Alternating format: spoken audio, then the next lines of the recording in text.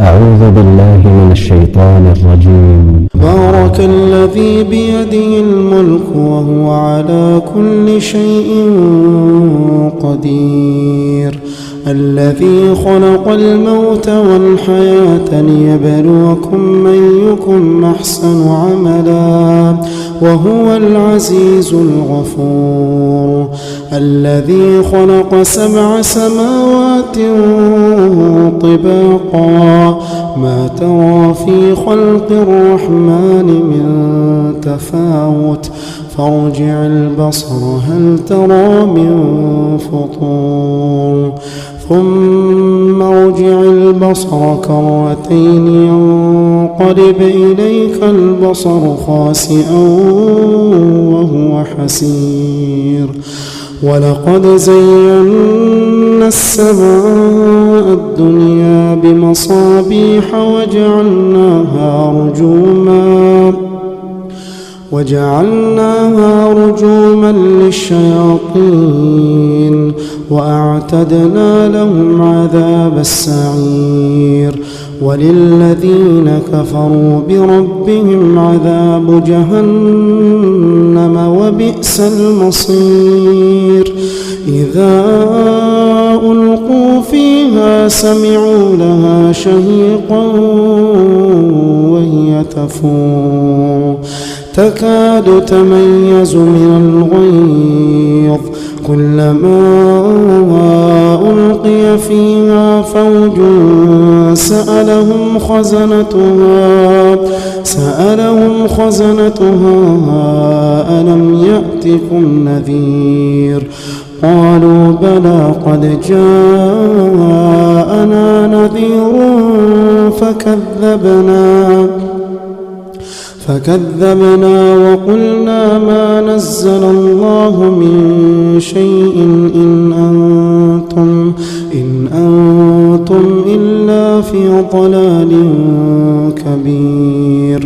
وقالوا لو كنا نسمع أو نعقل ما كنا في أصحاب السعير، فاعترفوا بذنبهم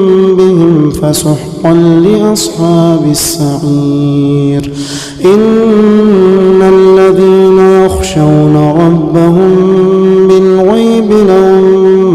مغفرة وأجر كبير، وأسروا قولكم أو اجهروا به إنه عليم بذات الصدور،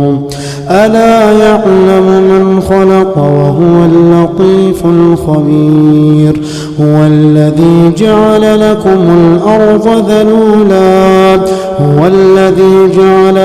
الأرض ذلولا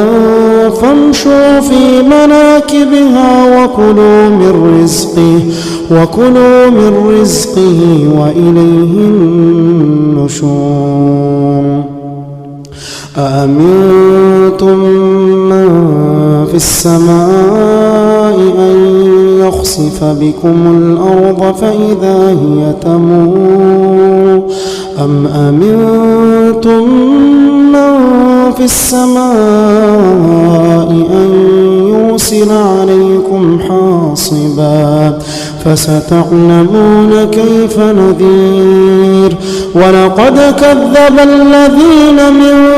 قبلهم فكيف كان نكير، أولم يروا إلى الطير فوقهم صافات ويقبضن ما يمسكهن إلا الرحمن إنه بكل شيء بصير، أمن هذا الذي هو جند لكم ينصركم من دون الرحمن إن الكافرون إلا في غرور، أمن هذا الذي يرزقكم إن أمسك رزقه بل لجوا في عتو ونفور، أفمن يمشي مكبا على وجهه